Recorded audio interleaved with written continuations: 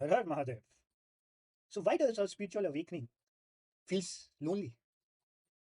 Why does it can't happen in a group or in a crowd? That why many traditions says that if you're in a spiritual path, walk alone.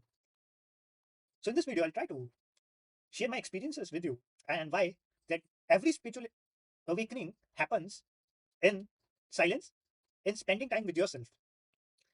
So let's try to understand that. What is a spiritual awakening? The misconception of spiritual awakening. Seeing us different visions, different colors is not a spiritual awakening. The spiritual awakening is fundamental reality of every human where a question arises within him that whatever I'm doing, what is the end of it? What is the nature of the universe? I know this is not permanent, whatever the hell I'm doing in my life, and why I am doing it. Why I am doing things which has no consequence.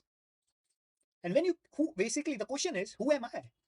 This body will die in a day or probably years. This body will die in years. So I'm not the body. The mind is just impressions of different memories we have gathered around ourselves from society, from family, from our friends. So I'm basically not the mind. The intellect is something I've gathered all the knowledge in the world from reading books, but still I'm not that intellect also. And that is where the first awakening in a sadhak happens. That is from a journey from sadhak to self starts. That why you are the way you are. In this world, in this universe, or around your neighborhood, let's say there are 100 people, 100 have different characteristics. So, from where is this quality, hobbies, characteristic of a person coming from? And when I came into the world, I came alone. When I'll go alone. So, you start questioning everything about this universe, which different religions have done it in the past. The science still is questioning the fundamental reality of this universe. And when you start questioning, when this question happens, what we do, or we ask someone a question, they justify us with the simplest answer that doesn't justify our soul. So once this question arises in you, this is where your sadhak has started to go to the self, and the journey is what we call the sadhana.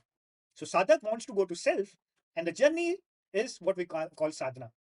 Now there are different paths given by different traditions, like 112 methods in Bhairav Vigyan Tantra. Buddhism have their own methods. Islam have their own methods. So it's like climbing a mountain from different paths. But once you reach a peak, you understand the destination was always one. The destination was always to come back to yourself, to come back to your own consciousness, to your own awareness. Instead of finding it outwards, you come inside. Once you start coming inside, it's not like you're basically you don't, your consciousness starts coming inside and you see that fundamental reality in everything. You hear that voice, the sound that is vibrating in yourself. And then the sadhak, which had started this journey using different methods on sadhana, has now come back to the self. The sadhak, sadhana, and self, three distinguish or three vanishes into one.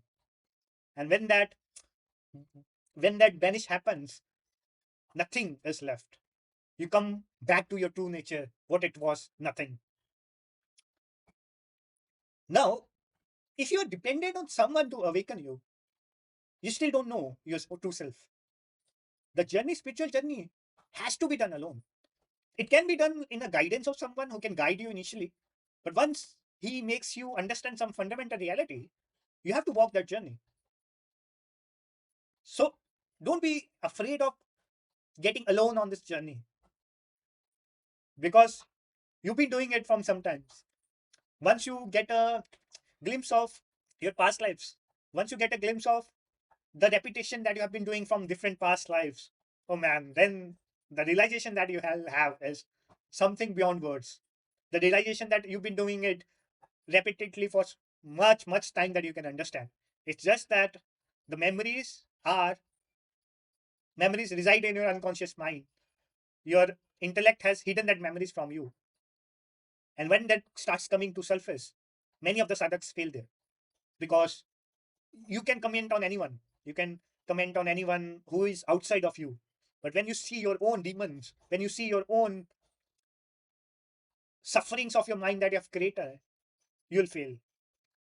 But that suffering will transform into something which is non-physical in nature. And once you come back to that self, that is the end of the suffering. It doesn't mean there is an end of the problems. Okay. There will be still problems in the world, there will be still poverty in the world, there will be still wars in the world. From human history, whenever it got originated, we did same things. We did wars, we did the same patterns are coming.